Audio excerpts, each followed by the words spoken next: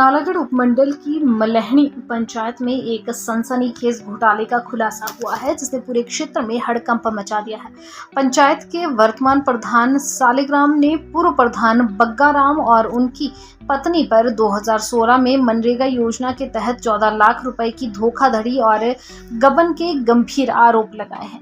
यह राशि कथित तौर पर फर्जी मजदूरों और गैर मौजूद कार्यों के नाम पर बग्गाराम के खाते में डाली गई थी। सालिग्राम ने इस मामले में बीडीओ नालागढ़ को शिकायत दर्ज कर उच्च स्तरीय जांच और दोषियों के खिलाफ कड़ी कार्रवाई की मांग की है। सालिग्राम ने बताया कि बग्गाराम ने 2006 से 2011 तक और उनकी पत्नी सीतो देवी ने 2011 से 2016 तक पंचायत प्रधान के रूप में कार्य किया। इस दौरान कई विकास कार्यों में अनियमितताएं हुई, जिनके दस्तावेज उन्होंने सूचना के अधिकार अधिनियम 2005 के तहत प्राप्त किए। उनके अनुसार यह 14 लाख का घोटाला केवल एक उदाहरण है और 25 वर्षों तक पंचायत पर कब्जा जमाए रखने वाले इस परिवार ने लाखों रुपए के अन्य घोटाले भी किए होंगे।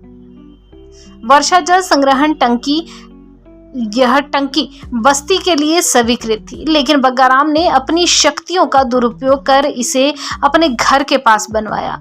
31 मजदूरों की फर्जी हाजिरी लगाकर राशि अपने खाते में डाली गई। चेक डैम 1,50,000 रुपए स्वीकृत हुए, लेकिन मौके पर कोई कार्य नहीं हुआ। लिंक रोड 1,17,150 रुपए खर्च दिखाया गया, लेकिन कार्य जेसीबी मशीन से हुआ और मजदूरी का भुगतान दर्शाया गया। लिंक रोड, यह कार्य भी जेसीबी से हुआ, लेकिन मजदूरी दिखाई गई। जोहड़ी छल्दी 71,200 रुपए खर्च दिखाए गए, लेकिन मौके पर कोई कार्य नहीं मिला। पक्की गली व नाली 3,90,000 रुपए स्वीकृत हुए, जिसमें 3,08,010 रुपए खर्च दिखाया गया, लेकिन वास्तव में केवल 1 लाख रुपए खर्च हुए। फर्जी मजदूरों जैसे शशिपाल बगेरा के नाम पर राशि निकाली गई, जो उस समय पावर ग्रिड झिरीवाल में नौकरी कर रहा था। सालिग्राम ने सनसनीखेज दावा किया कि इस घोटालों के सबूत मिटाने के लिए 2016 में पंचायत का रिकॉर्ड जानबूझकर जलाया गया। उन्होंने कहा, यह तो एक मामला मेरे संज्ञान में आया है। 20-25 वर्षों तक इस परिवार ने पंचायत पर कब्जा रखा, तो सोचिए कितने और घोटाले हुए होंगे। उन्होंने बीडीओ नालागढ़ से मांग की है कि दस्तावेजों, कार्यों के मौके पर निरीक्षण और बैंक स्टेटमेंट के आधार पर उच्च स्तरीय जांच की जाए। साथ ही गबन की गई राशि को सरकारी खजाने में जमा करवाने दोषियों के खिलाफ कानूनी कार्रवाई की जाए। सालिग्राम ने प्रशासन से न केवल इस 14 लाख के घोटाले की जांच की मांग की है, बल्कि बग्गाराम और सीतो देवी के पूरे कार्यकाल की गहन छानबीन भी की है। उन्होंने कहा कि पंचायत की जनता का पैसा निजी मकान बनाने और गाड़ियां खरीदने में इस्तेमाल हुआ, जो सरासर अन्याय है। बीडीओ नालागढ़ जब हमने इस बारे में बातचीत की तो उन्होंने कई बार फोन करने के बाद भी फोन नहीं उठाया, जिससे यह साफ होता है कि बीडीओ साहब अपने क्षेत्र की जनता के कामों के लिए कितने गंभीर हैं। इस बारे में जब हमने पूर्व प्रधान बग्गाराम से बातचीत की तो उन्होंने अपने ऊपर लगे सभी आरोपों को सिरे से नकारते हुए कहा कि यह गीदड़ धमकियां दे रहे हैं और मुझे गुमराह और ब्लैकमेल करने की कोशिश की जा रही है। उन्होंने कहा, मैं अब इनको किसी भी सूरत में बख्शने वाला नहीं हूं। मैं इनको कोर्ट में घसीटूंगा और उनके खिलाफ कोर्ट में मानहानि का केस दर्ज करवाऊंगा। उन्होंने प्रधान को चेतावनी देकर कहा कि अगर वह उनके खाते में 14 लाख की तो बहुत बड़ी बात है 14 रुपए भी साबित कर दें कि उनके निजी खाते में 14 रुपए किसी पंचायत से आए हैं, तो वह फांसी पर लटकाने के लिए भी तैयार हैं। जब से मैं प्रधान बना हूं, तब से लोग मेरे पास आते थे। जो पूर्व प्रधान बग्गाराम जी है, उन्होंने हमारे मजदूरी के पैसे नहीं दिए हैं, तो मैंने सोचा भी शायद ऐसे बोलते होंगे लोग। पर उसके बाद मैंने जब आरटीआई की तहत मनरेगा के आरटीआई ली, उसमें बैंक स्टेटमेंट आई, उसमें खुलासा हुआ कि इसने बैंक के द्वारा अपने निजी खाते में पैसे डलवा रखे। इससे प्रतीत होता है कि इसने मजदूरी के पैसे नहीं दिए लोगों को। कितने पैसे का इसमें वो? तो सारे लगता है कम से कम 14 लाख रुपए ऊपर ही होगा। कब की बात है ये 2010 की बात है, 9-10। 9 से लेके 10 अपने 6 से लेके 10 तक प्रधान रहे तब की है। इससे पहले भी शिकायत की है आपने इसी मैटर को लेकर? इससे पहले नहीं शिकायत की है ये।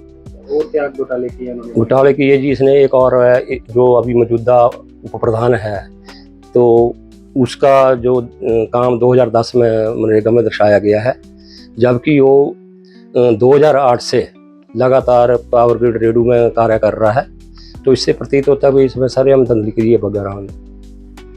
तो इसने एक और टैंक अपने मनरेगा में टैंक अपने घर के नज़दीक बनाया जो कि बस्ती के लिए मंजूर हुआ था। तो उसमें इसने 31 लोगों की हाजिरी दर्शाई गई है जो कि फर्जी है, बिल्कुल धोखाधड़ी, और उसके पैसे भी निकाल कर लगता है इसने अपने खाते में डाल रखे हैं। ये कब की बात है ये भी अपने 2000 इसमें इसके कार्यकाल के टाइम की है। तो एक और है, इसने जब इसकी प्रधान घरवाली धर्मपत्नी प्रधानी रही है तो उसने भी मनरेगा के पैसे अपने पति के खाते में डाल रखे हैं। तो लगता भी इस जो इतनी सारी मनरेगा की धांधली हुई है या तो और मदों में भी धांधली हुई होगी, तो उसको छुपाने के लिए ही इन्होंने शायद जो हमारी पंचायत के कागजात डली थी तो होता है इसको छुपाने के लिए जलाई हो। अब क्या चाहते हैं? हम चाहते भी इसका निष्पक्ष जांच हो और लोगों को मजदूरी मिले इसकी। ये आपने इतनी देर क्यों की शिकायत करने में?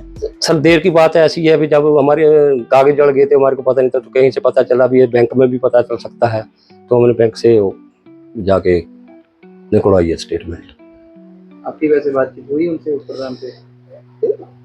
उप प्रधान से बात नहीं हुई, प्रधान से जो पूर्व प्रधान में बातचीत होती रहती भाई ये कोई वो नहीं है, ये कोई कैसे आ हुआ है इतना बड़ा घोटाला कर रहा है, को कहता मैंने किया ही नहीं है, कुछ नहीं किया है। तो अब क्या चाहते हैं? हम चाहते भी इंसाफ मिले लोगों को, पैसे उन लोगों को मिले जिनको मिलने चाहिए थे। कहाँ शिकायत की है आपने? वीडियो ऑफिस में शिकायत की है और वीडियो साहब से हमने विनती की है कि इसकी निष्पक्ष जांच की जाए। ये जो आपके ऊपर जो मौजूदा प्रधान है उन्होंने एलिगेशन लगाया है कि जब आप 2016 में आपकी पत्नी प्रधान थी तो उस दौरान आपकी जो पंचायत के खाते से आपके खाते में जो भी मनरेगा एक्ट के अधीन था वो उसकी अवहेलना करते हुए आपने 14 लाख से ज़्यादा का घोटाला उस दौरान किया है, ऐसे एलिगेशन प्रधान के हैं, मौजूदा प्रधान के।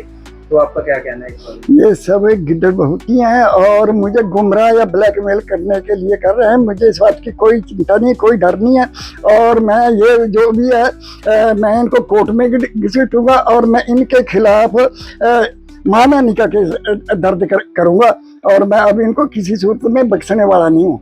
और मैं ये भी आपके माध्यम से कहना चाहता हूँ, ये तो बताते हैं ना 14 लाख का, अगर ये 14 रुपए भी पंचायत का कोई खाते से मेरे निजी खाते में आया तो मैं फांसी पे लटकने के लिए तैयार हूँ।